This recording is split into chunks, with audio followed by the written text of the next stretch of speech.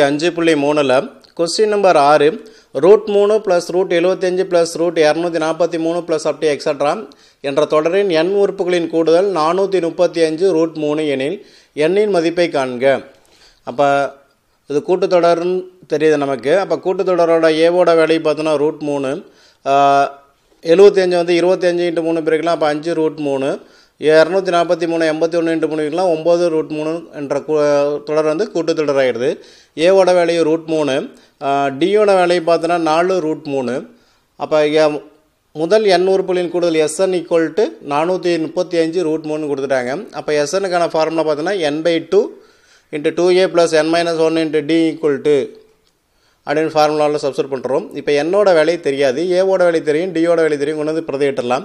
அப்போ n/2 × 2 × √3 + n - 1 × 4 √3 = 435 √3. இந்த எல்லாத்தையும் உள்ள கொஞ்சம் சுருக்கிட்டோன்னா நமக்கு என்ன கிடைக்கும்?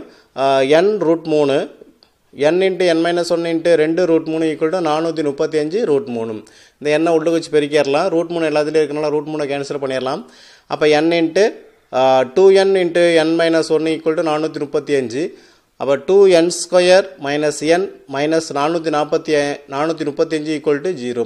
இது n-இல் அமைந்த ஒரு இருபடி சமன்பாடு. இதை காரணிப்படுத்தலாம். காரணிப்படுத்தினா உனக்கு n - 15 × 2n + 29 = 0. n-க்கு 2 வேல்யூ இருக்குது. n-க்கு 15ங்கிற ஒரு வேல்யூயும் n-க்கு -29/2 இருக்குது.